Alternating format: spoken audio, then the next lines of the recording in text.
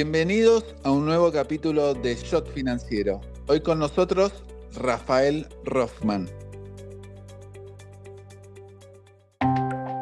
Presenta este episodio AdCap, Grupo Financiero. Somos una compañía con más de 15 años de experiencia. Ofrecemos una diversidad de soluciones financieras orientadas a individuos, empresas e instituciones. Nuestro propósito es impulsar el desarrollo financiero, acercando el mercado de capitales a la mayor cantidad de personas y así contribuir a construir un futuro más equitativo para todos. Seguinos en nuestras redes sociales y conocé nuestras propuestas y servicios.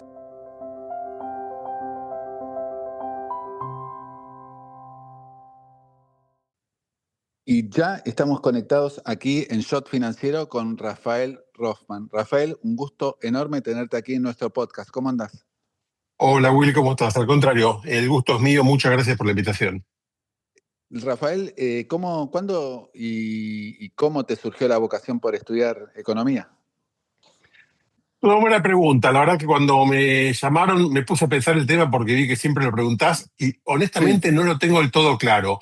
Mi viejo es economista, o sea que yo Bueno. crecí viendo el mundo eh, y a mí me gustaba mucho la matemática y me gustaba la discusión de política y creo que naturalmente derivé en decir, bueno, entonces habrá que hacer economía porque es una mezcla de esas cosas, ¿no? Pero no fue como diciendo yo quiero ser economista porque quiero ser como Adam Smith o algún delirio por el estilo. Era más de, bueno, acá hay algo divertido, veamos qué es. Mirá qué bien. ¿Y a qué secundaria había sido? Tengo una trayectoria rara ahí porque viví unos años afuera. Yo empecé en la Escuela Superior de Comercio número 3 Hipólito Yaites, en Mirá qué el bien. barrio de Caballito. Sí, Hice un un par de clásico. años ahí, pero después nos fuimos a Venezuela con mis viejos y entonces terminé mi secundario en Caracas. Yo soy bachiller en Ciencias de la República de Venezuela, es mi título oficial. Y apenas terminé el colegio, volvimos para acá y tuve que dar una cantidad de equivalencias que fueron 10 exámenes de historia, lengua, ¿En serio? geografía. O sea, fue un verano en el cual di todas las equivalencias de tercero, cuarto y quinto año de la secundaria, di el ingreso a la UBA y por las dudas también di el ingreso a la Belgrano todo al mismo tiempo. Fue un delirio total. Y eso lo hice en el Mitre, o sea que mi título argentino de secundario es de el Bartolomé Mitre, bachiller Y nacional. qué bárbaro, porque claro, vos entrás en la Universidad de Buenos Aires en Económicas en el 80 y Exacto, tenías que hacer examen de ingreso, porque el ciclo básico lo puso Alfonsín en el 85 más o menos. exactamente, sí. Así que Y dimos todo el curso de ingreso, hice el curso de ingreso en la facultad, más un curso de ingreso en el colegio de graduados de ciencias económicas. Pues no creo haber estudiado tanto en mi vida, que podía recitar todos los reyes de España, de Francia, de memoria, cosas muy útiles, por supuesto, ¿no? sí, y bueno, ¿y cómo viste? Bueno, ¿y qué profesores te gustaron de la carrera de economía en la Universidad de Buenos Aires? A ver, yo tuve una época rara porque fue, como decimos, entré en el 80, con lo cual tuve los últimos años de la dictadura fueron el grueso de mi carrera y la verdad es que había algunos muy buenos docentes, pero había unos cuantos muy impresentables dando vueltas. Lo que Sí. más disfruté de lejos, fue crecimiento económico que con el tándem Ditela Gerchunov fue absolutamente maravilloso. Me impactaba cada clase, la disfrutábamos infinitamente. Mirá Era qué muy bueno eso, divertido, era muy, qué muy bueno. divertido, porque aparte venía uno o el otro, alguna vez venían los dos, se ponía, eran discusiones fascinantes. Bueno, y pasaste en la Universidad de Buenos Aires, claro, eran épocas muy difíciles, tenías todo lo que pasó en la dictadura, más Malvinas, y justo por lo menos en el final tuviste el primer año de democracia. Sí, al final se puso divertido porque se Bueno, politizó, se claro, reconstruyó el centro de estudiantes. Yo fui los centros de candidato estudiantes. a secretario general del centro de estudiantes, sacamos 88 votos en mi lista, ¿Y pero el que bueno, ganó? ¿Cuántos ganó? y varios miles, qué sé yo, porque había como 20.000 estudiantes. No, no fue lamentable, no nos votaron ni los que estaban en la lista, creo. Pero bueno, pero era divertido, uno iba entendiendo cómo funcionaba esto de la democracia, que lo había visto en teoría, pero no mucho en la práctica, ¿no? Me hiciste acordar, Rafael, porque yo en el 83 terminé el sexto año del Buenos Aires. y era una situación de liberación tremenda la llegada de la Claro. democracia. Y algo así debe ser vivido en la UBA. Sí, sí, sí. El último año fue muy divertido porque digo, no había conflicto, pero todo el mundo discutía todo, nos peleábamos, se estudiaba, pero además había mucho intercambio todo el tiempo de discusiones sobre qué es lo que debería ocurrir o no ocurrir y las discusiones sobre si el gobierno de Alfonsín y la deuda o no la deuda. Eran buenas épocas, me divertí mucho. Y una vez que terminás la carrera en licenciado en Economía, 1984, ¿qué haces? A ver, en realidad poco antes de terminar la carrera, yo a finales del 83 entré en un puesto que se acababa de abrir en la Dirección de Información Parlamentaria del Congreso. Digo, el Congreso estaba reabriendo porque eran las Sí. elecciones y se estaba volviendo a poblar la estructura de staff del Congreso que estaba muy mal y entre ellos llamaron a un concurso para esta dirección, que era un área formalmente de la Cámara de Diputados, pero en realidad respondíamos a ambas cámaras, donde nuestra función era responder preguntas. Era extraño, por momentos muy aburrido, porque mucho de lo que hacíamos era hacer fotocopias. Nos pedían la fotocopia de la ley tal, la fotocopia de la ley tal, pero de repente te decían, ¿y cuál es la experiencia de leyes de promoción industrial en otros países de América Latina? Y teníamos que salir a buscar y a escribir una nota cortita en 3 días sobre lo que fuera. Fue como un entrenamiento muy fuerte de cómo se responde rápido, desde la pregunta más interesante a la pregunta más idiota. Y éramos un grupo de gente, éramos unos 30 probablemente, que estábamos ahí todos los días. Siempre que había sesión teníamos que estar listos para responder cualquier cosa. Y había algunos personajes fascinantes. Ahí lo conocí y trabajé con él, a Oscar Cetrángolo, que trabajaba ahí, y nos Ah, hicimos mira. amigos desde esa época. Y la verdad es que había un grupo de gente muy buena, varios compañeros míos, porque fuimos juntos a presentar los concursos y entramos todos juntos. Y fue una experiencia muy divertida. Estuve ahí desde el 83, desde final del 83 hasta el 86, con lo cual mis primeros años de graduado fueron claramente en ese rol, ¿no? Y, Rafael, ¿por qué te gustó? Porque veo la demografía. ¿Por qué te gustó tanto la demografía? A ver, yo me acerqué a la demografía por accidente. Mi papá trabaja, como digo, es economista, trabajaba en un centro de investigación y una colega de él, que era Susana Torrado, necesitaba a alguien que le haga algunos números. Yo era el lujoso poseedor de una computadora Sinclair, que era una cosa chiquitita de plástico con teclas de goma que te enchufabas a una tele y a un grabador para poder hacer algo. Y le dije, yo, si querés, Susana, la conocía, le dije, si querés, yo lo hago. Y empecé a trabajar con ella, y cuando empecé a trabajar con ella dije, esto es, me fascinó primero por cualquiera que haya conocido a Susana Torrado, sabe que era una personalidad de un magnetismo absoluto, cualquier diálogo con ella era brillante y divertido. Pero además me di cuenta que me gustaba mucho de la demografía, algo que me sigue gustando al día de hoy, y yo hoy me siento probablemente más demógrafo que economista, depende del día, pero por ahí ando. Y es que la demografía siempre habla del mediano y largo plazo y de los temas estructurales. A mí me aburría en el debate con mis compañeros y en lo que veía de debates económicos la discusión sobre a cuánto va a estar el dólar mañana. Porque decía, ¿qué sé yo a cuánto va a estar el dólar mañana? ¿Y qué quiere Sí, tal decir eso? cual. Y al día de hoy seguimos discutiendo lo mismo, ¿no? Sí, sí. En cambio, la demografía lo que discutía es qué va a pasar con la población en los próximos 40 años. Y decía, esto está bueno, porque esto te marca la cancha mucho más claramente, y empecé a dar cuenta algo ahí de algo que ahora tengo mucho más claro, y por eso lo uso como latiguillo siempre que puedo, y es que la demografía siempre gana. Viene mucho más lento que otros fenómenos económicos o sociales, pero gana, porque lo que va a pasar ya pasó y no hay nada que lo pueda cambiar. Una cosa que suelo decir, yo te puedo decir hoy cuántos chicos van a entrar en las escuelas secundarias en el 2035, cuánta gente se va a jubilar en el 2070, y no porque tengo la bola de cristal, es porque ya nacieron, ya sé cuántos son. Y Claro. entonces no hay nada que puedas hacer para que eso cambie. Y entonces prepárate para eso y acomodate, porque te va a ganar, y si lo resistís, perdés seguro. Cuando me di Qué, cuenta de qué- eso dije, esto está bueno, me gusta. qué interesante. Es muy interesante. Y por eso decís. hacer la maestría o el magíster ahí en Luján? A ver, el magíster en Luján me metí gracias a Susana, que un día viene y me dice, Rafael, está esto, ¿a vos te gusta? Hacelo. Yo la miré con cara de, ¿estás segura? Porque era en Luján, o sea, había que ir 2 veces por semana a cursar 4 horas a Luján. Era un absurdo, éramos cuatro, yo soy el primer graduado de esa maestría, y éramos 4 o 5 los que estudiábamos, íbamos todos juntos desde Buenos Aires hasta Luján, muchas veces profesor incluido, a dar la clase y volvíamos. Por el viejo acceso este, que era la avenida Sí, Gaona, sin Gaona, la luces, Gaona, Gaona al fondo, sí, manejando sí. en la oscuridad, era una locura total. Pero lo hice y la verdad es que aprendí un montón, tuve de vuelta muy buenos profesores y la pasé muy bien.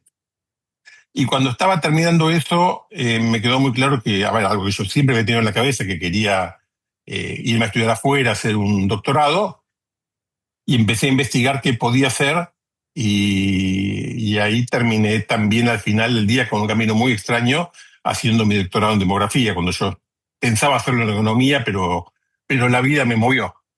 Y contame cómo fue ese proceso de irte a estudiar a Estados Unidos el doctorado. No debe haber sido fácil, tampoco eran momentos de que el dólar estaba en niveles elevados en comparación con salarios o lo que fuera.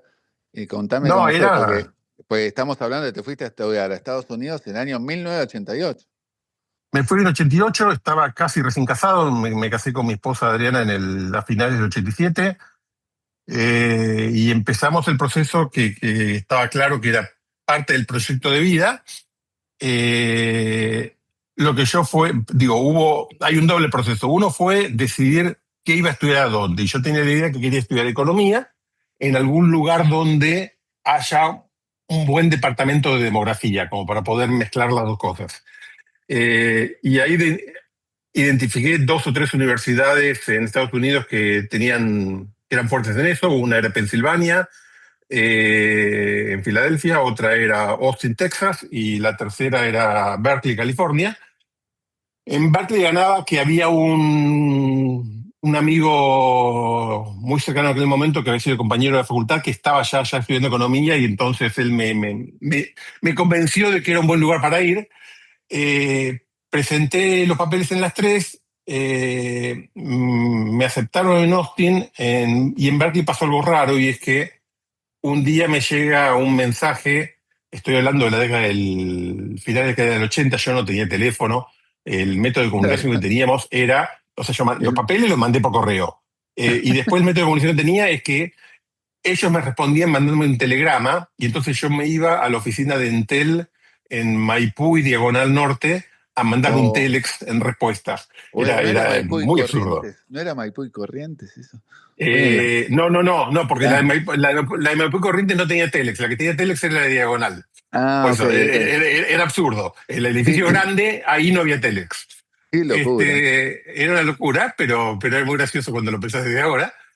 Y en medio de eso me llega un mensaje. Contraviento y marea aplicaste, por lo que veo. Contraviento. Yo decidí que quería hacerlo y dije, bueno, vamos a ver cómo se logra esto. No tenía muy claro cómo lo iba a pagar. Empecé a tramitar algunas becas a ver si alguna salía. Y en el medio Y de todo te eso llega me un llega un mensaje. mensaje de la gente de economía diciendo, mira, si querés venir, estás aceptado, pero por viendo tu currículum y la carta que tenés que escribir diciendo que querés hacer y todo eso que yo había mandado, me dicen, la verdad es que me parece que para vos un mejor fit, un mejor lugar es el departamento de demografía, porque es chiquito, estudian economía, pero son demógrafos, y lo más importante es que tienen mucha plata y te pueden becar. Con lo cual No, yo dije, buenísimo. ¿dónde firmo? Fue inmediatamente mi respuesta. Ya estabas tocando la Este, puerta del departamento. totalmente. Y al poco tiempo les dije que sí, por supuesto, y al poco tiempo me llega un telegrama que lo tengo acá enmarcadito en mi casa al lado de la computadora, Sí. que dice literalmente que you've been admitted to the Graduate Group in Democracy. Y tengo grabado cómo yo estaba trabajando y Adriana, mi esposa, me llama por teléfono, desde un teléfono público, porque no teníamos teléfono, me dice, Rafa, llegó un telegrama rarísimo a casa. Dice que te están metiendo al Graduate Group in Democracy. ¿A dónde aplicaste vos? ¿Qué es esto? Dije, no tengo la menor idea qué es eso. Me re- Otra vez telex que va, telegrama que vuelve.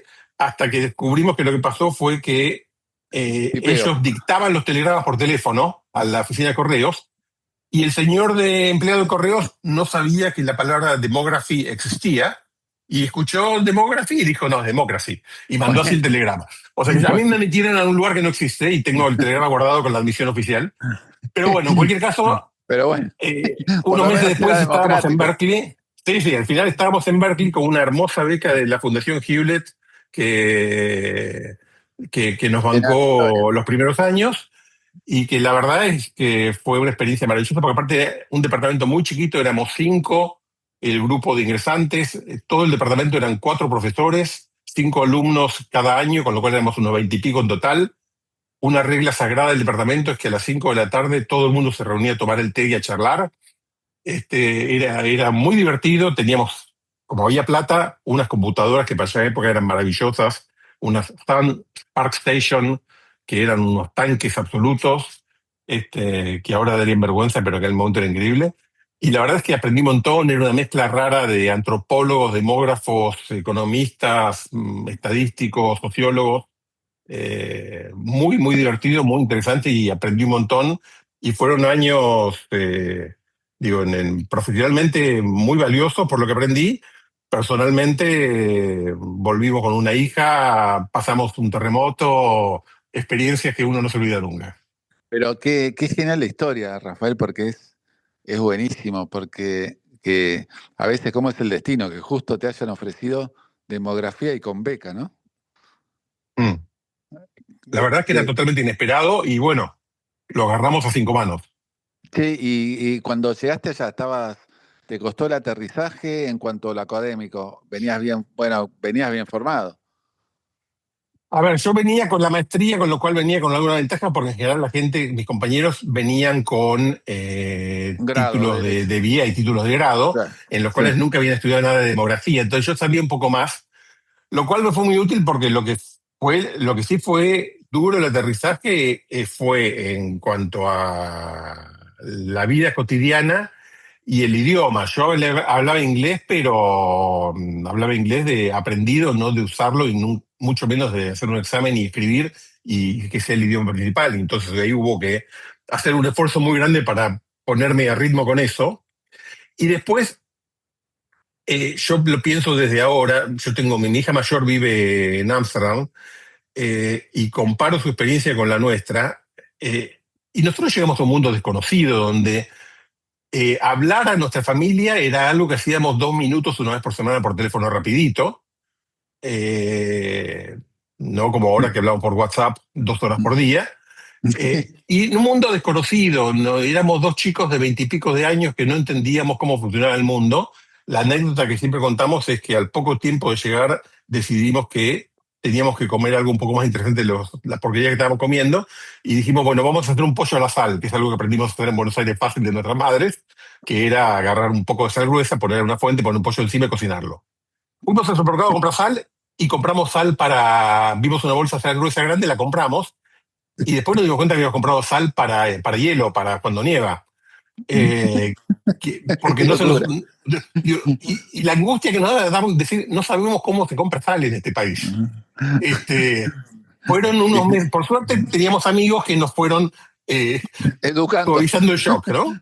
Pero era un desafío importante, era un mundo muy ajeno a la vida cotidiana a la que estábamos acostumbradas, mucho menos globalizado de lo que es ahora, pero al mismo tiempo aprendimos a vivir de otra manera, un mundo mucho más liberal en el mejor sentido de la palabra, donde la gente hacía lo que quería y nadie le pedía explicaciones, donde la inclusión, la aceptación del otro era infinitamente superior a lo que era en la Argentina en aquel momento. En eso fue muy valioso y aprendí mucho profesionalmente y aprendimos mucho en términos de ver cómo es la vida en una sociedad mucho más abierta y democrática en aquel momento, ¿no? Y Rafael, como en esos años que estuviste afuera, del 88 al 93, Argentina era una, no sé, una montaña rusa, casi te diría con pendiente constante hacia abajo, más que montaña rusa. ¿Cómo viste desde allá las noticias que te llevaban de Hiper, Alfonsín que se fue antes, el ascenso de Menem? ¿Cómo viste desde afuera todos esos años? A ver, era muy angustiante, primero porque, de vuelta, la información que llegaba era a cuentagotas.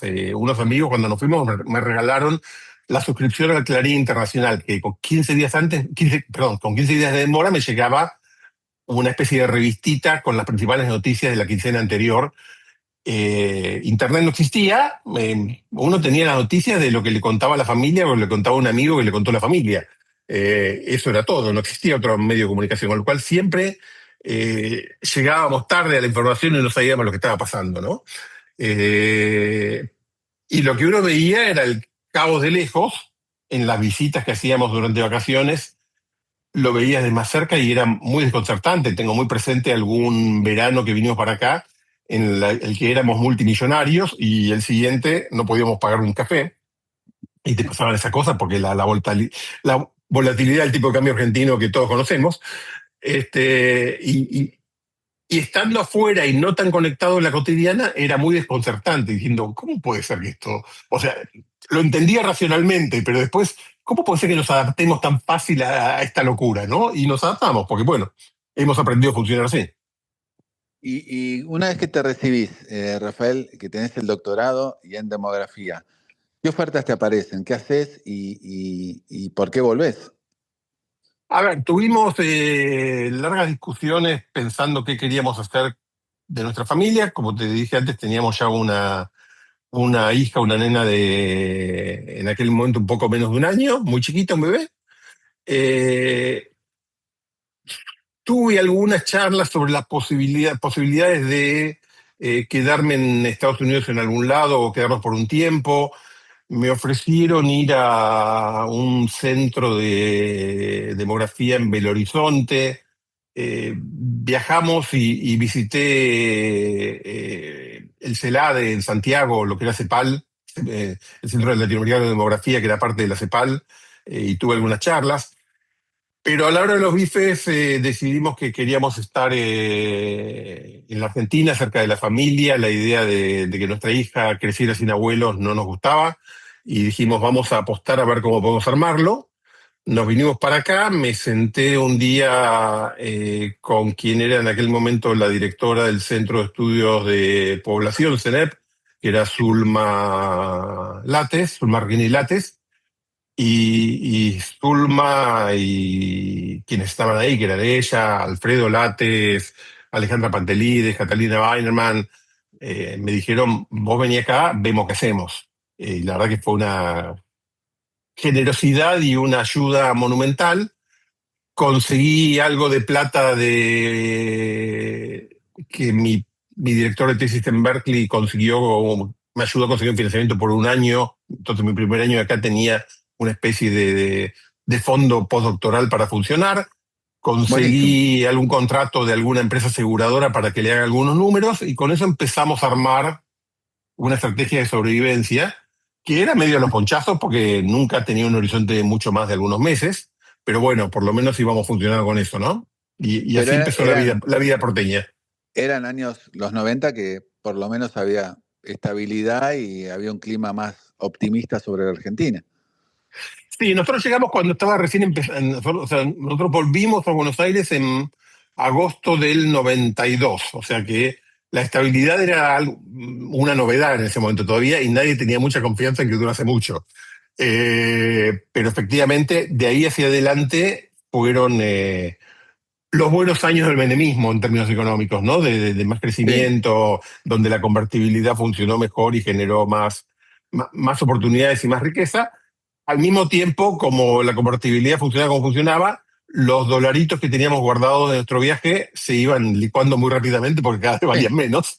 Y entonces el desafío es no sigas buscando plata afuera porque no vale la pena, hay que buscar plata adentro porque la de afuera es poca siempre, ¿no? Y entonces ahí hubo que ponerse muy activo en ver cómo hacemos para resolver la vida cotidiana con financiamiento local. Sí, pasa algo parecido ahora, pero después, si querés, Exacto. lo vemos. Pero seguís siguiendo tu carrera, seguís vinculado al tema de FJP, tanto en la superintendencia como en Nación, y en un momento aparece el Banco Mundial. ¿Cómo fue eso? A ver, yo, digo, como te dije, estuve en CENEP unos años. Mi tesis doctoral había sido vinculada a los temas previsionales y el envejecimiento poblacional. Y obviamente cuando en Argentina empezó el proceso de reforma previsional y todo el debate, dije, esta es la mía y me metí a discutir esas cosas desde lo que había aprendido durante el doctorado. Y entre muchos contactos de esos, uno de ellos a quien conocí, con quien intercambié muchas charlas en contextos de reuniones académicas, técnicas, era Gustavo de Marco, que es un cordobés que era muy cercano a Walter Schultes, que es quien trabajó la reforma junto con Cavallo. Y Gustavo estaba a cargo de un área de lo que recién estaba empezando como la superintendencia de FJP, y en el año 96 me invitó a sumarme a dirigir el área de estudios, y le dije que sí, sin dudarlo, porque por un lado estaba muy cansado del desafío de ver cómo consigo plata para el mes que viene, y por otro lado me parecía muy divertido ver desde adentro el proceso de creación del nuevo sistema y cómo iba a funcionar, y la enorme cantidad de preguntas y desafíos que había al respecto, desde un lugar que me parecía maravilloso, porque éramos la fuente de información, teníamos todos los datos, teníamos toda la información, sabíamos las reglas, podíamos discutir, no siempre ganar las discusiones, pero podíamos discutir cómo se diseñaba y cómo funcionaba el sistema. Y la verdad que fue muy interesante. Trabajé ahí desde el 96 hasta el finales del 98, que en un momento más tenso que había cuando se fue Schultes y había algunos conflictos internos, dije yo me voy de acá.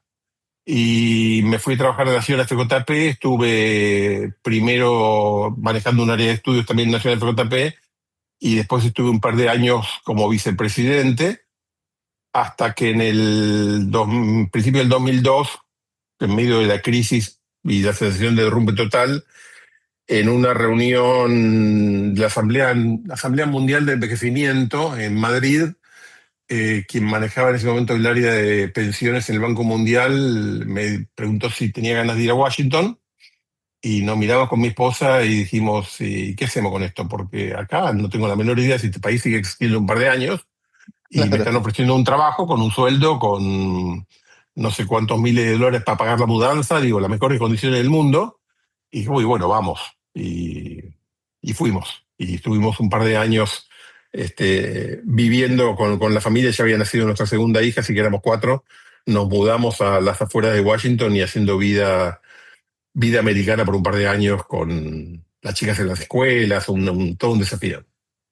¿Cuántos años estuviste en Washington? Casi 2 años.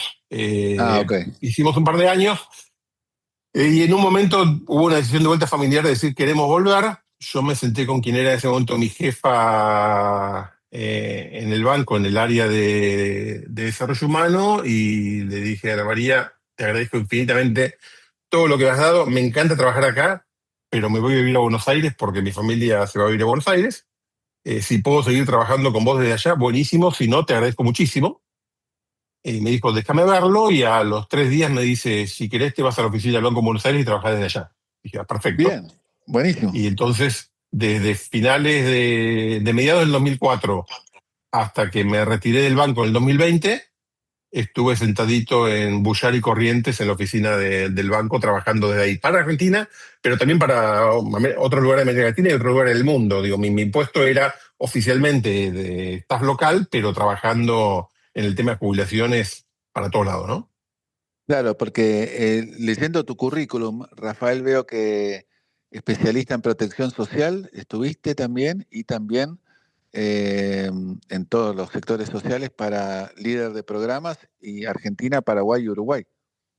Exacto, digo, de algunos años, entre el 2004 que empecé esto y el 2015, en realidad, con algún intermedio, tenía un cargo más técnico, que era este de especialista primero, especialista líder después, que básicamente trabajaba en temas de protección social, que eran tanto jubilaciones como programas sociales, para lo que hiciera falta. Y formalmente entre el 2015 y el 2020 tuve el cargo de líder de programa, que lo que tenía que hacer ahí era coordinar todos los proyectos sobre desarrollo humano, sobre protección social, salud, educación, para el área que la oficina de Buenos Aires del banco responsable, que es Argentina, Uruguay y Paraguay. Y entonces ahí iba y venía entre los tres países trabajando y tratando de empujar los distintos proyectos que teníamos en los tres países, ¿no? Eso lo Y, hice y, hasta que en el 2020, en medio de la pandemia, un día dije, ya está. pero también bueno, justo cuando te vas del Banco Mundial te surge la oportunidad del CIPEC.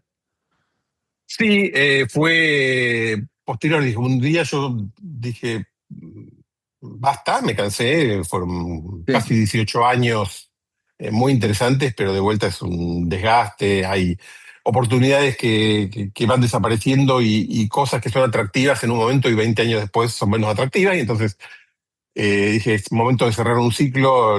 Tengo mucho afecto por la institución y mucho más afecto por mucha de la gente con la que trabajé, pero necesitaba cambiar de aire. Entonces decidí irme y en cuanto dije más o menos públicamente que me estaba yendo, al muy poquito tiempo me aparece un llamado de Julia Pomares, que era en ese momento la directora ejecutiva de CIPEC, y me dice, Rafa, ¿por qué no te venís acá? Y digo, ¿hacer qué? Y no sé, armamos un proyecto, pero venite, usanos de base para trabajar en pensar los temas que pensabas desde el banco, pensarlos de acá. Así que dije, con mucho gusto, y me sumé al equipo de CIPEC, primero como investigador simplemente, o sea, en un cargo en el que no tenía responsabilidad directa de nada, salvo de pensar qué cosas interesantes podíamos hacer. Y cuando a mediados del 2021 Julia se retiró como directora ejecutiva y asumió Gala Dialangau, que era la directora de Protección Social, me dijo, ¿por qué no asumís la dirección? Y entonces ahí asumí otra vez una tarea más, no solamente de generar ideas, sino de gestión, pero ahora dentro de CIPEC. Y seguí ahí hasta finales del año 22 en ese cargo. Fue parte, ¿Y, el periodo que tuve de responsabilidad administrativa en CIPEC. y qué es The Shift? ¿Perdón? The Shift, ¿qué es?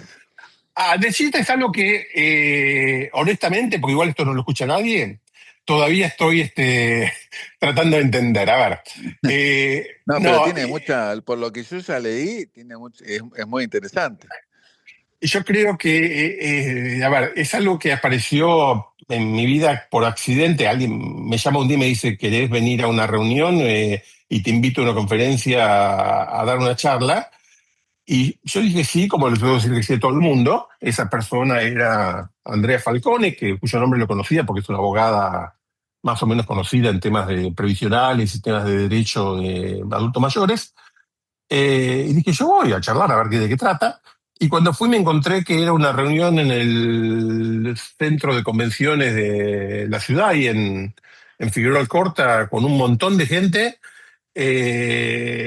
discutiendo los temas que yo suelo discutir, pero con un foco mucho más orientado en no la política pública, sino que el sector privado.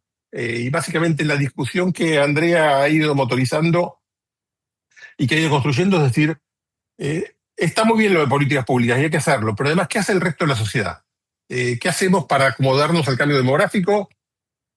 ¿Cómo hacemos para aprovechar oportunidades? ¿Cómo hacemos para responder desafíos? ¿Qué hacen las empresas al respecto?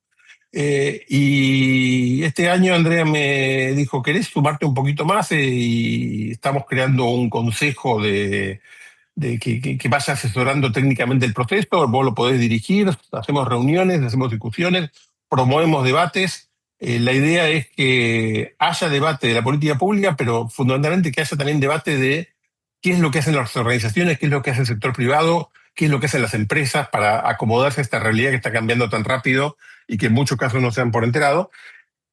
Y la verdad es que la suma de que me pareció muy interesante el enfoque en el sentido de a ver, yo estoy muy acostumbrado, porque es lo que hice toda mi vida, a discutir política pública, a discutir qué es lo que hace el Estado. Y la Sí. realidad es que cuando uno lo piensa un poco, dice, está perfecto eso, pero también hay un mundo que no es el Estado que hace cosas todo el tiempo. Y que a veces esas cosas son más importantes incluso que las que hace el Estado y uno no las ve porque no hay un decreto, no hay una ley, simplemente ocurrió. Entonces, trabajar en esa dimensión me pareció interesante. Y además de esto, cuando la vi a Andrea y a su equipo, la manera como trabajan, la infinita energía que tienen y la capacidad de empujar ideas y de movilizar gente y de generar eventos que en mi mundo tradicional no ocurría nunca. Quiero decir, hace algunos meses hicimos un evento en el planetario. ¿Por ¿De qué? qué tema? Porque del cambio demográfico que estaba pasando y estábamos tres o cuatro profesionales hablando, digo, Claudio Zukovicki, estaba yo, estaba, ay, escúchame, me olvidé el nombre porque soy muy malo con los nombres, pero gente que estaba en el tema, pero se le ocurrió, hagámoslo en el planetario porque eso llama la atención y eso va a hacer que nos escuchen más. Y efectivamente la gente estaba fascinada de estar en el planetario, pero después estaba discutiendo qué pasa con la demografía y las organizaciones. Esa dinámica es una dinámica muy particular que es poco habitual en el mundo de la política pública, donde hacemos seminarios aburridos en el Congreso. Me culpa, yo los hago todo el tiempo, ¿eh? Pero quiero decir, pero no tiene una cosa de decir, no, esto además puede ser divertido, escúchennos porque es importante, pero además es divertido.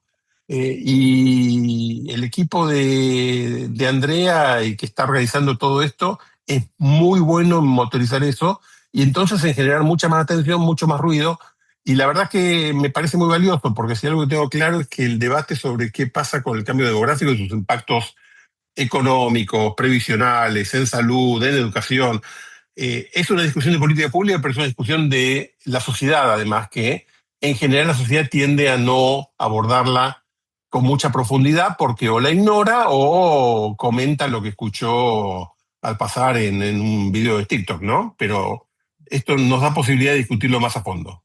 Y te voy a hacer una pregunta, Rafael, que por ahí puede la respuesta puede durar 10 horas, pero bueno, ¿por qué ahora la mayoría de las familias o los jóvenes tienen pocos hijos o no tienen? Para eso tenés que leer el libro que publicamos hace algunas semanas con una colega, con Carola de la Polera, porque nos dimos cuenta que está esa discusión muy fuerte en la mesa familiar. Decimos que es un libro para alimentar la discusión de sobremesa. Se llama la revolución demográfica. Mira, la explicación, a ver, punto uno, lo que vemos, sabemos, está muy claro es que la demografía está cambiando en todo el mundo, está cambiando desde hace 250, 300 años, no es un fenómeno nuevo. Lo que es nuevo es que se aceleró un poco el cambio en la última década en algunos lugares, incluida la Argentina, y entonces nos llama la atención y nos impacta y nos asusta y nos convoca. Pero además, lo que ocurre es que es un tema que impacta mucho emocionalmente en la gente. Si, a mí me impresiona mucho como si yo te hablo de temas de jubilaciones, si hablamos de, no sé, la Carta Orgánica del Banco Central, que estos días está en debate, Sí. la gente le preocupa, le interesa, pero discute un rato y se va a la casa. Si vos hablas de la fecundidad, la gente discute la política pública, pero después te tira una pregunta que a mí me impresiona mucho porque la respuesta es complicada, y es ¿y dónde están mis nietos? O sea, más allá de la discusión de política, hay una cuestión emotiva existencial muy fuerte que moviliza mucho y hace que la gente se preocupe mucho por esta discusión y entonces tratamos de ordenarla un poquito. ¿Por qué baja la fecundidad del mundo desde hace 250 años? Básicamente porque tenemos sociedades más modernas, más urbanas, con mucha más educación, con mucho más derechos para las mujeres, con mucha más participación de las mujeres en los mercados de trabajo y más que nada con mucho más derechos y mucho más cuidados con los niños. Hace 150 años, mi tatarabuela tenía 8 hijos. Ella sabía que varios de ellos iban a morir antes del año, y era terrible, pero era parte de la vida. De los que iban a sobrevivir, alguno iba a estudiar, tal vez. Seguramente la mayoría iban a empezar a trabajar de muy chiquitos en algo, porque era como era la vida, y esa era la vida. Hoy eso nos parecen cosas todas inaceptables. Que muera un chico chiquito es una catástrofe, y por Sí. suerte lo hemos reducido, no lo hemos eliminado, pero lo hemos reducido muchísimo. Digo, la mortalidad infantil hoy día en nuestro país es menos de un 10% de lo que era hace 60 años. O sea, y en el Wow. mundo ha ocurrido lo mismo. Progresamos Sí. muchísimo, falta, pero progresamos muchísimo. La idea de que un chico no complete la escuela secundaria nos parece muy mala, y la idea de que un chico menor trabaje nos parece horrorosa. Digo, Hoy un chico es un bien mucho más valioso de lo que era hace 150 años. Eso, por definición, lo que implica es que no podemos tener la cantidad de chicos que teníamos hace 150 años porque no nos da la vida, porque lo que queremos invertir en cada uno de nuestros hijos, es mucho más de lo que querían invertir nuestros tatarabuelos. Yo escucho mucho gente que dice, no, el problema ahora es que baja la fecundidad porque es muy caro tener hijos. Es verdad que es muy caro tener hijos, pero es muy caro tener hijos porque queremos, porque voluntariamente gastamos mucho de nuestros hijos. Y es muy bueno que sea así. Pero quiero decir, es una decisión que tomamos nosotros de que valoramos mucho más cómo hay que proteger y qué hay que darle a un niño. Y entonces, obviamente, no podemos tener 7 hijos y darle a esos 7 hijos todo lo que queremos, salvo algunas situaciones muy excepcionales. Esa es la motivación más de fondo que nos explica por qué hoy tenemos mucho menos hijos de lo que teníamos hace 150 años. ¿Por qué hoy tenemos menos hijos de lo que teníamos hace 10? Es un poquito más difícil de explicar. ¿Por qué cambió tan brusco en la última década? Ahí hay una mezcla de la continuidad del fenómeno que te decía, con algún efecto vinculado a una nueva generación de mujeres mucho más autónomas, mucho menos dispuestas a aceptar mandatos, mucho menos dispuestas a que le digan lo que tienen que hacer y con decisión de tomar decisiones sobre su vida en función de sus proyectos y no de lo que corresponde. Hace, no sé, 80 años, la sociedad le decía a las mujeres que vos sos una mujer completa solo cuando sos madre. Hoy le decís eso a una chica de 20 años y ni siquiera te insulta, te mira con cara ¿de qué estás hablando? No entiendo en qué idioma hablas. ¿Qué quiere decir eso que estás diciendo? Porque no tiene ningún sentido. Yo soy una mujer porque soy una mujer y se acabó. Y si quiero tener hijos, los tengo, y si no quiero, no los tengo, y los tengo cuando me dé la gana, y vos no tenés nada que opinar al respecto, ¿no? Dicho esto, uno ve que en general casi todas las mujeres tienen hijos. El número de mujeres sin hijos no ha aumentado mucho en los últimos años. Lo que sí ocurrió muy fuerte es que tienen menos hijos y los tienen más tarde. Parte del disparador de esto es que bajó muy, muy rápido y muy fuerte, y es buenísimo, la fecundidad adolescente. La fecundidad de las mujeres menores de 20 Sí. años bajó un 70% entre el 2014 y el 2024. O sea, derrumbó Que son, completamente. no sé en qué porcentaje, pero serán hijos no deseados muchas veces. Casi todo. Por eso, a mí me parece bárbaro que una chica de 19 años que quiere formar una familia lo haga, pero la enorme mayoría de embarazos adolescentes son no intencionales, con lo cual Claro. es obviamente muy bueno. Y son pibas que, en lugar de no terminar sus estudios o terminarlos mal, o no empezar una buena trayectoria profesional porque tienen que dividir su energía entre buscar un empleo y cuidar a su familia, ahora tienen oportunidades que antes no tenían. Un dato que me impresiona mucho si uno mira las estadísticas es que vos te acordás, hace no muchos años hablábamos todo el tiempo de los ninis, los jóvenes que no estudian ni trabajan. Sí. Se ha derrumbado completamente ese número, porque el grueso de los ninis eran mujeres que estaban cuidando a sus hijos. Y ahora no están cuidando a sus hijos porque no los tuvieron.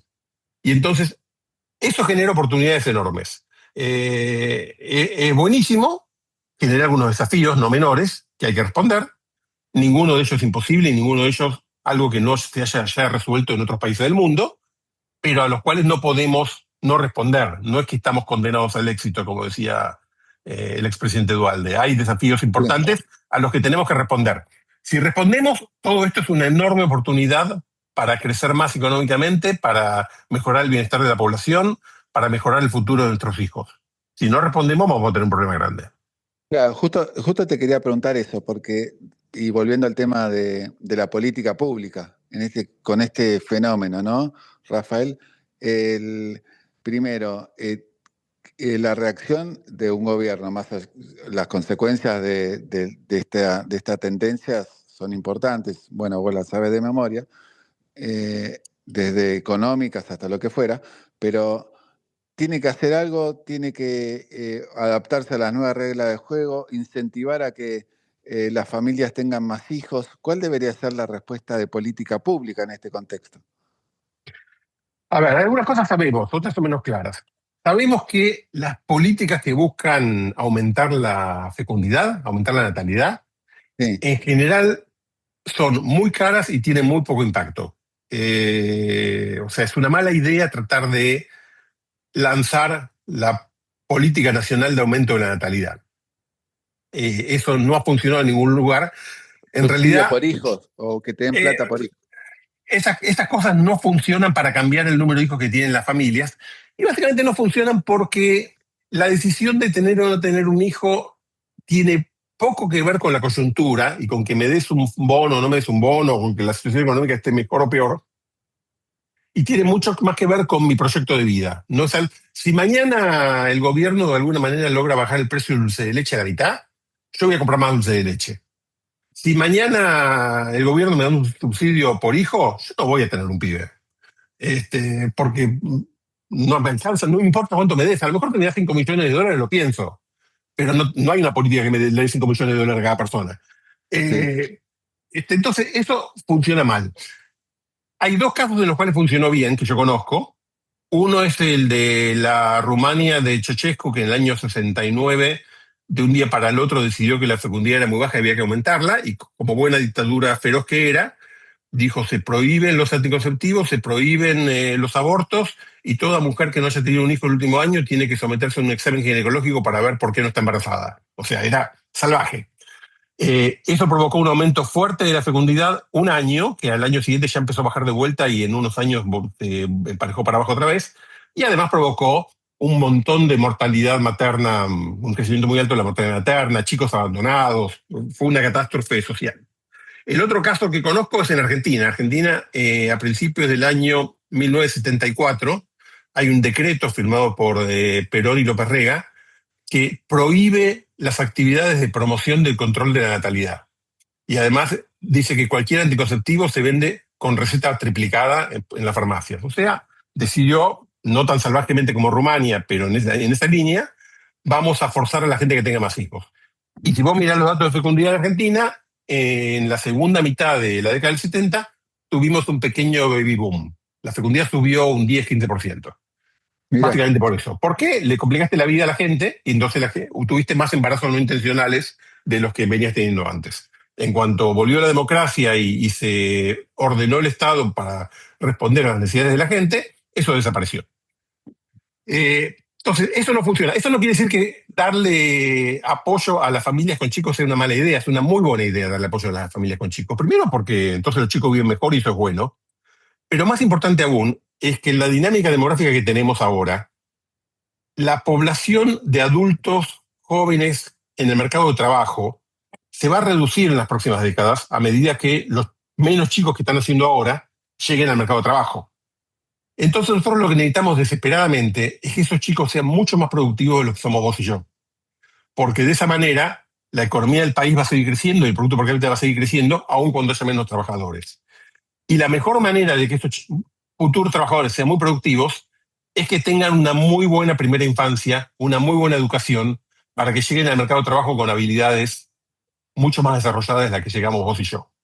Para lograr claro, eso, si vos le das un subsidio a la madre para que cuide mejor a su hijo, si le das un bono para que tenga una mejor educación, si te aseguras que el chico esté bien alimentado en sus primeros 1000 días, ese tipo de cosas, esa es una muy buena inversión, es probablemente de las mejores inversiones en términos de crecimiento económico futuro que puede hacer una sociedad. Entonces, me parece muy bien que haya políticas pro familia. Argentina tiene algunas cosas inaceptables. Vos sabés que si vos mañana tenés un hijo, tenés 2 días de licencia. sí. Y si cometieron el error de que el parto fue un viernes, lamento comunicarte que la licencia va a ser el sábado y el domingo, que el lunes te quiere trabajar. Digo, es una locura. No solo es una locura por el derecho de los padres a estar con sus hijos y el derecho a disfrutar y manejar un momento muy intenso en la familia. Es una locura porque si no hay cuidado de calidad del chico, entonces seguramente ese chico va a ser en el futuro un peor trabajador y un peor ciudadano. Es un mal negocio. Claro. Lo que hay que convencer a la clase política de nuestro país es que proteger a los chicos no es simplemente un problema de derecho, es un problema de interés. Es estratégico. Y eso hay que aprovecharlo mucho más de lo que estamos haciendo. Interesante. Y Rafael, una amiga mía, un ex FMI, me decía, ojo con China, que la tasa de natalidad en China también es bajísima y la economía de ellos también va a estar o va a tener importantes desafíos por ese tema demográfico también. Pensar que China puso tope en un momento a la cantidad de hijos que tenían que poner y la situación actual cómo cambia, ¿no? ¿Cómo ves ese fenómeno, no? Vos ¿Cómo? sabés que lo de China me resulta fascinante porque China, efectivamente, China en algún momento, en la finales de los años 70, dijo Bueno, a partir de ahora cada familia puede tener nada más un hijo, en un intento de bajar muy fuerte la fecundidad. Lo curioso es que, y eso tuvo algunos impactos, hubo un descenso, y de hecho de vuelta tuvo impactos sociales complicados porque empezó a haber femicidios de bebas, como las Qué familias horror, chinas querían tener varones, entonces muchas mataban a las bebitas recién nacidas, digo, algunas cosas qué muy horror. terribles.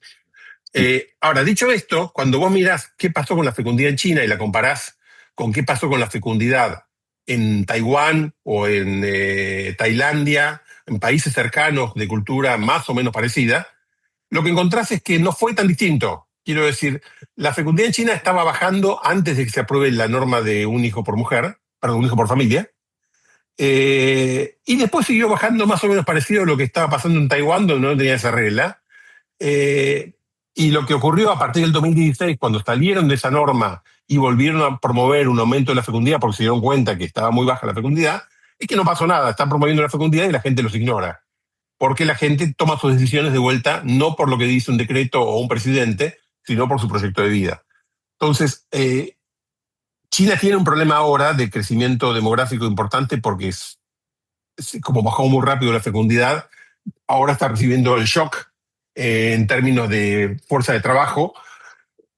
No es muy distinto del que tenemos nosotros en algunos años o el que tienen muchos países europeos o el que tienen en otros países del mundo. Estados Unidos es un caso particular porque la fecundidad de Estados Unidos tiende a ser un poquito más alta que en otros países, pero en general en el mundo lo que vemos es un descenso rápido de la fecundidad en las últimas décadas que implica claramente que se viene un periodo de reducción del número de trabajadores en el mercado de trabajo.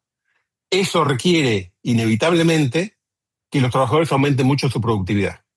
Hay países, y eso China sí lo está haciendo bien, que invierten mucho en lo que son los tres factores que determinan la productividad de una sociedad, que es el capital humano, Sí, qué habilidades tenemos con quienes trabajamos, el capital físico, la infraestructura, la disponibilidad de industria, el capital productivo y la tecnología. En las tres cosas China lo viene manejando bien, con lo cual seguramente va a ser capaz de navegar este proceso con algún buen resultado. En las tres cosas, si uno mira países como el nuestro, venimos muy mal. La Argentina tiene muy malos resultados en educación, tiene muy baja tasa de inversión en la economía y hemos sido un país muy cerrado, muy duro para incorporar tecnología. Entonces, las tres cosas hacen que, no casualmente, la productividad argentina sea mala y no me estoy comparando con Singapur o con Noruega. Me comparo con Uruguay. En Uruguay, donde también tienen muchos problemas, hace 20 años el Producto Bruto Per cápita de ellos era parecido al nuestro, ahora es casi el doble. Y claro. no es porque los uruguayos son muy distintos a nosotros, es porque hubo una política de inversión sostenida y de crecimiento sostenido que nosotros no tuvimos, ¿no? Y Rafael, ¿cómo estás viendo que también, perdóname que te haga preguntas que pueden durar 10 horas la respuesta, los fenómenos migratorios que estamos viendo, desde algunos que se alarman o que dicen, uy, Europa se está llenando de musulmanes, Francia o Gran Bretaña algo, y en realidad, y, bueno, y tenés la postura de Estados Unidos por el otro. ¿Cómo ves estos fenómenos migratorios que se están dando hoy? A ver, yo te diría que el fantasma de las migraciones está muy exagerado, pero que implica algunos desafíos que hay que responder. Primero, la migración es algo que existió siempre en la historia de la humanidad. Lo que pasa es que tenían menor escala porque eran más difíciles. Una persona migra siempre en función de dos factores. Uno es que evalúa, bien o mal, no importa, pero evalúa que allá va a estar mejor que acá, ¿no? Donde allá es algún lugar y acá es otro lugar, me quiero ir allá porque allá voy a estar mejor. ¿Qué quiere decir eso? No lo sé, depende de cada uno, pero me quiero ir. Y lo Sí, otro que evalúa es cuánto me cuesta llegar allá, cuán fácil o difícil es llegar allá. Lo que ha ocurrido en las últimas décadas en el mundo son dos fenómenos, digo, en realidad en los últimos siglos, pero también se aceleró en las últimas décadas, son algunos fenómenos que han ido haciendo que la migración sea más fácil. Por un lado, porque tengo mucha más información sobre cómo es la vida allá y cómo es la vida acá, porque la globalización informativa, lo que te decía antes, que yo hace 40 años llegué a California y no sabía cómo comprar sal. Ahora vos entras a un supermercado en cualquier lugar del mundo y está igual el supermercado de la esquina de tu casa, lo resolvés sin ningún inconveniente. Es mucho más fácil la vida del migrante cuando migra y además se ha abaratado muchísimo el costo de transporte y el costo de traslado. Lo que se ha dificultado en algunos casos es la dificultad para entrar, porque te ponen barreras Sí, migratorias, porque te limitan de alguna manera. Entonces, hay una dinámica en la cual necesariamente mientras haya niveles de diferencias importantes en calidad de vida en distintas regiones del mundo, y vas a tener gente que quiere emigrar. Eso no tiene solución. Lo que sí es cierto también es que como baja la fecundidad en todo el mundo, el número de potenciales migrantes también viene bajando. Quiero decir, hace 50 años había multitudes de salvadoreños que querían irse a vivir a Estados Unidos. Hoy la fecundidad de El Salvador es bajísima, entonces no hay muchos salvadoreños para irse a Estados Unidos porque no hay muchos salvadoreños. claro. Y ahí cambia la dinámica. Donde sigue siendo alta la fecundidad y por eso genera ruido es en la zona del subsahara africano, que también ha bajado, pero todavía sigue siendo alta. Esa es una dimensión que hay que entender, que mientras vos tengas gente que vive en Francia mucho mejor de lo que vive en Nigeria, y bueno, la gente de Nigeria se va a querer ir a Francia, y va a tener razón. Y va a ser Claro. muy difícil evitarlo, y la manera de evitarlo es hacerles muy difícil la vida en el traslado, y eso tiene implicancias de derechos humanos y de calidad de vida y de riesgos que son muy altos. Políticas. Y políticas. Políticas. El otro punto que me parece interesante es la discusión de cuán graves son las crisis que hay hoy en algunos países respecto de los migrantes. Y yo creo que también de vuelta están muy infladas, que hay problemas y se han cometido errores graves que deberían revertirse, pero hay que poner en su justo orden. Déjame darte un par de datos que cuando los vi, cuando estábamos escribiendo el libro, me llamaron mucho la atención porque yo imaginaba algo mucho más grande.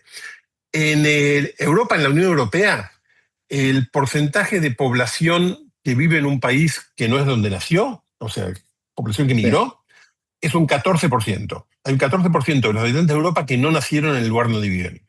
Ahora, de ese 14%, más o menos la mitad son europeos. Quiero decir, son franceses que viven en Alemania o belgas que viven en Holanda. No sí, son inmigrantes de otro continente. Los inmigrantes de claro. otro continente son más o menos la mitad, algo así como un 7%.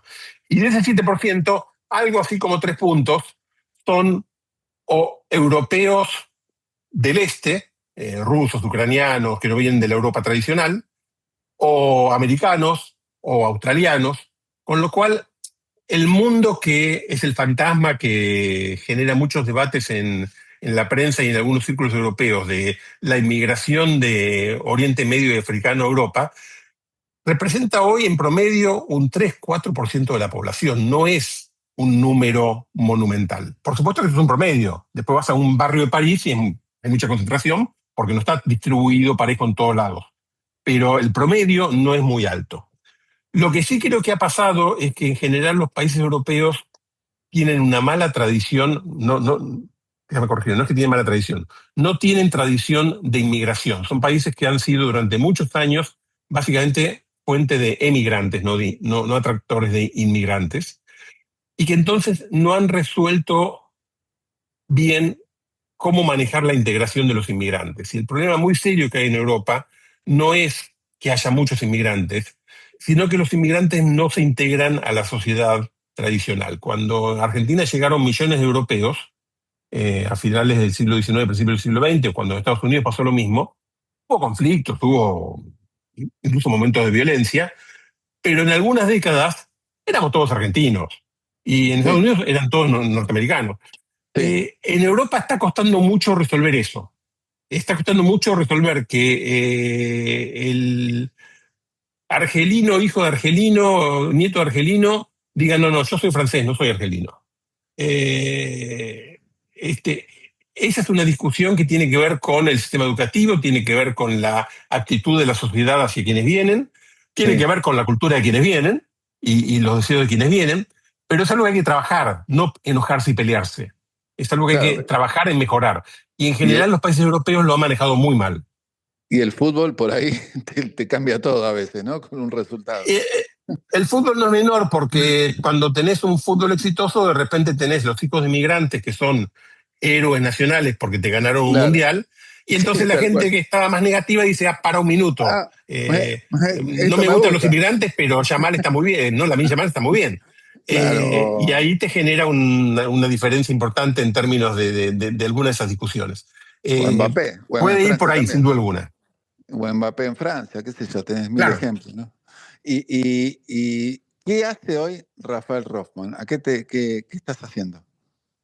¿Qué hago? Yo hoy sigo trabajando en CIPEC como investigador, donde tenemos algún proyecto sobre el tema previsional y trabajando también temas de demografía. Estamos trabajando con el equipo de CIPEC pensando cómo armar una propuesta integral de políticas públicas de largo plazo para el futuro de la Argentina y cómo tratar de mover algo que en nuestro país es muy difícil, que es mover el debate público de la coyuntura al mediano plazo, porque si no vivimos Sí. discutiendo siempre qué pasa mañana y no si el sistema educativo está o no está generando los profesionales que necesitamos para dentro de 20 años o ese tipo de cosas. Y entonces a ver cómo hacemos para movilizar la sociedad en una agenda en esa dirección. Estoy trabajando con lo que te decía antes, con el equipo de Shift, tratando de acompañarlos, darles letra en algunas cosas, aprender yo mucho de lo que hacen ellos, pero estoy en ese proceso. Estoy en el último mes y seguramente por unos meses más muy involucrado en el lanzamiento del libro que te decía, haciendo muchas entrevistas, presentaciones del libro. Este es un libro que no queremos que sea un libro de expertos en el tema que ya saben lo que estamos diciendo, sino que está pensado y escrito como un Y, libro de divulgación, y eso quiere y decir que hay justo que te quería divulgarlo. preguntar bien, porque seguramente mientras escuchan esta entrevista, a muchos les interesa el libro. ¿Cómo se llama? ¿Cómo lo consiguen?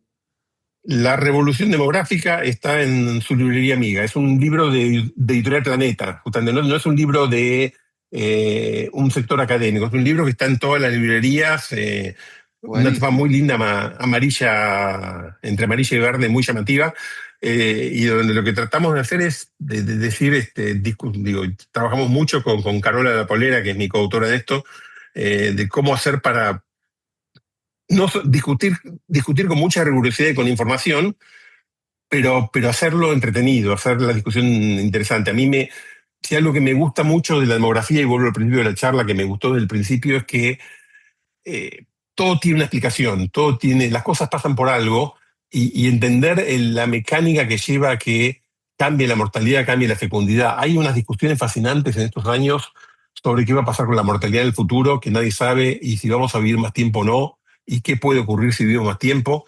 Y tratamos de poner esas discusiones en papel, en negro sobre blanco, para tratar de ayudar a que la gente entienda cuáles son los desafíos y tratar de que se entienda algo que creo que es muy importante, y es que los cambios demográficos que estamos viendo en el mundo hoy, y en Argentina en particular, son lo mejor que nos podría haber pasado. Estamos envejeciendo, pero estamos envejeciendo como población, básicamente porque vivimos más tiempo, y eso obviamente es bueno, no se van a aplicarlo, pero además porque tenemos los hijos que queremos y no los que nos tocan.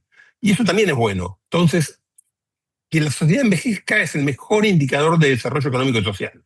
Dicho esto, no podés tener una sociedad que envejece y tener un sistema previsional que está pensado para una sociedad mucho más joven, porque no va a funcionar.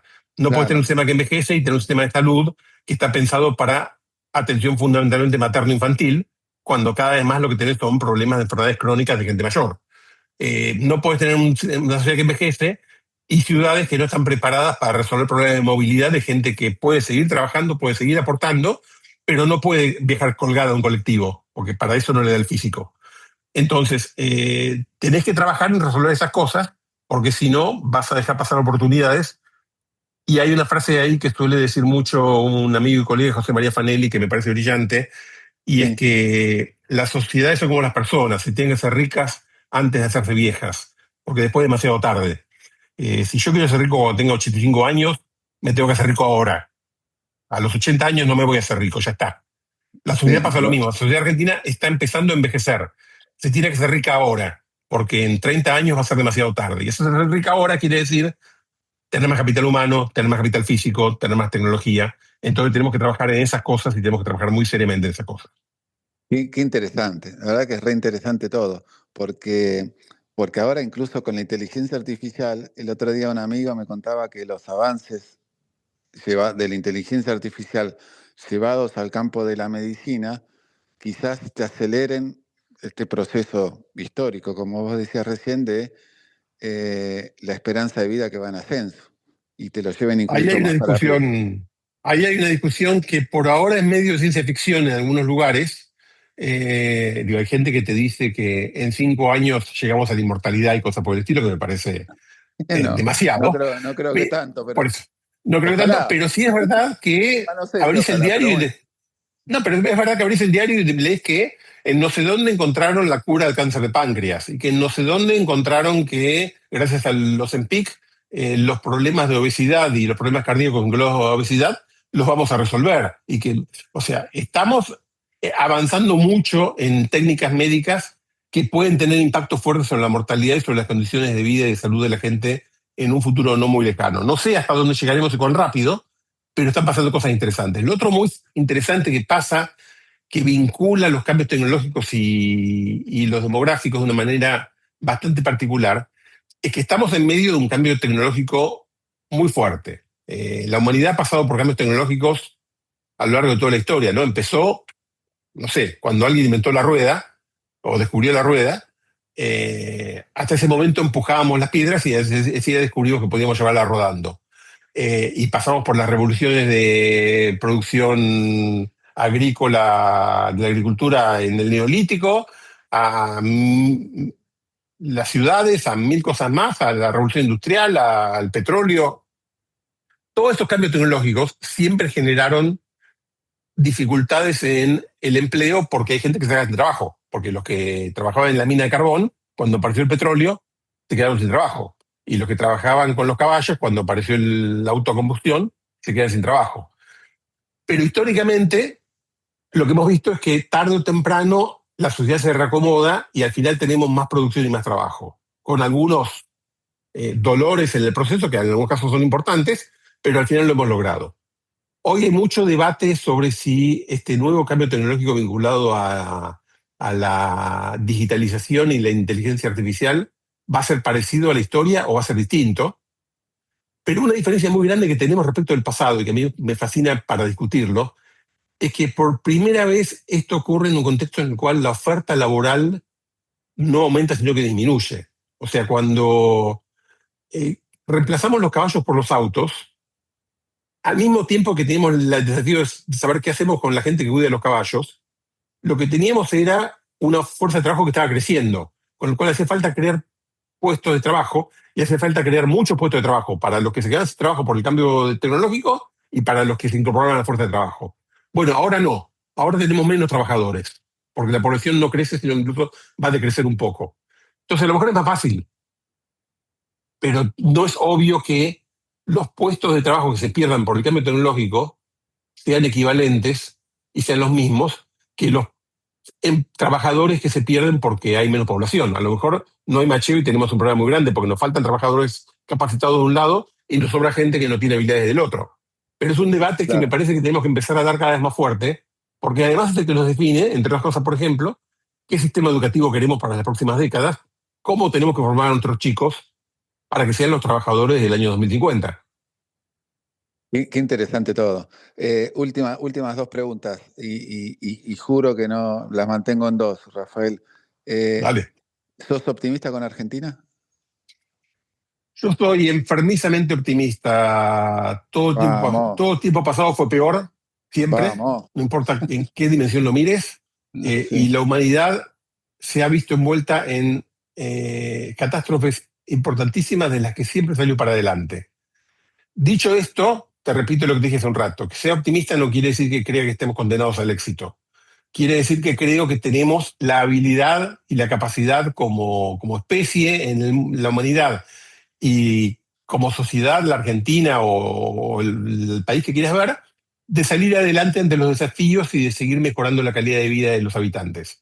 Podemos hacerlo, pero no es algo que se haga solo, requiere tomar decisiones y esas decisiones a veces tienen dificultades políticas no menores. El corto plazo es siempre mucho más difícil que el mediano y el largo en estas cosas, ¿no? Porque tenés siempre va, digo, todos sabemos que tenemos que resolver el sistema educativo argentino.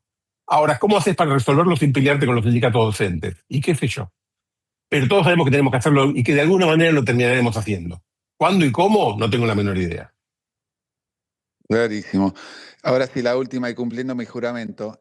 Consejos que le das a jóvenes que recién, en este contexto que venimos hablando, que recién están empezando la carrera de Ciencias Económicas, que son gran parte de nuestros oyentes.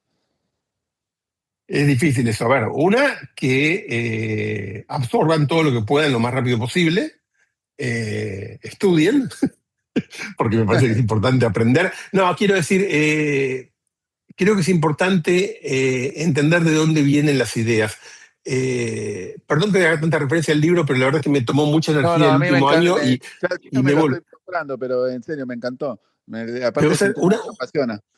pero una cosa que me fascinó haciéndolo fue ir a buscar qué decían los economistas en los últimos 200 años sobre el tema demográfico, e ir a leer, a ver, ¿qué decía Malthus de verdad? ¿O qué decían los economistas argentinos en 1920 que estaban preocupados por la depoblación? Porque hablaban de eso. Me parece fascinante. ¿Qué decía Belgrano? ¿Qué decía Rivadavia? ¿Cuáles eran los debates de la política pública? Hay que leer los originales. Eso me parece que te ayuda mucho a entender algunos debates y te ayuda a acomodar mejor tu pensamiento. Duden de todo. Nadie sabe de verdad la verdad. Entonces hay que respetar a los que han estudiado más que uno, pero no creerles. Simplemente tomar lo que dicen con seriedad y evaluarlo. Y hay algo que es fundamental y saber que lo que hacemos en el día a día y lo que hacemos en nuestro trabajo cotidianamente ha cambiado y va a seguir cambiando muy rápido. Mi trabajo, como yo digo, te contaba al principio, cuando yo empecé a trabajar en tema de demografía, lo que hacía era cargar numeritos copiando una planilla en una computadora de plástico que tenía creo que 8 kilobytes de memoria o algo por el estilo, era insólito. Eso es ese trabajo no existe más. Los trabajos van cambiando y cambian muy rápido. Lo que no cambia, y es lo que nos habilita a seguir trabajando, es algo que yo valoro mucho cuando lo veo en alguien joven cercano y digo, wow, es la capacidad de pensar, de leer algo y entender críticamente qué quiso decir y dónde está el punto débil y por qué a lo mejor puede ser que esté pasando otra cosa y no simplemente que me lo resuma. Yo doy clases en algunas maestrías y siempre insisto en eso, no me resumas lo que leíste, no me importa, le pido a la inteligencia artificial que lo haga. Decime qué dudas te genera, dónde hay un espacio de decir sí, pero a lo mejor no. Y después puede ser que estés equivocado, pero ¿dónde vale la pena cuestionarse? Yo creo que lo que tenemos que hacer con el sistema educativo de nuestro país, desde el primer grado de educación inicial hasta las universidades, es formar mucho más a la gente en la capacidad de pensar lógicamente y dudar de lo que están leyendo y entender por qué sí o por qué no. No tanto darles información que a esta altura de partido es cada vez más fácil encontrarla apretando un botón o preguntándole a una inteligencia artificial, ¿no? Genial. Rafael, realmente un placer enorme escucharte y la verdad es un tema apasionante. Desde aquí, de que los que hacemos Shot Financiero, te mandamos un gran, gran abrazo y bueno, nos ponemos ya a leer el libro porque realmente es un tema que tan apasionante en el momento de hoy que bueno, nada, te quería comentar eso y agradecerte tu tiempo, muy generoso. Al contrario, Willy, muchas gracias por la conversación. Como te dije antes de empezar, esto es mucho más divertido que estar escribiendo un paper o revisando números, así que es un enorme placer para mí poder hacerlo. Muchas gracias. Abrazo enorme.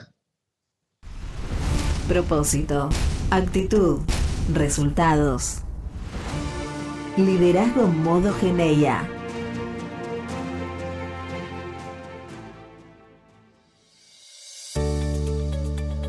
Hasta aquí la entrevista con Rafael Rothman. Nos reencontramos en una semana en otro capítulo de Shot Financiero.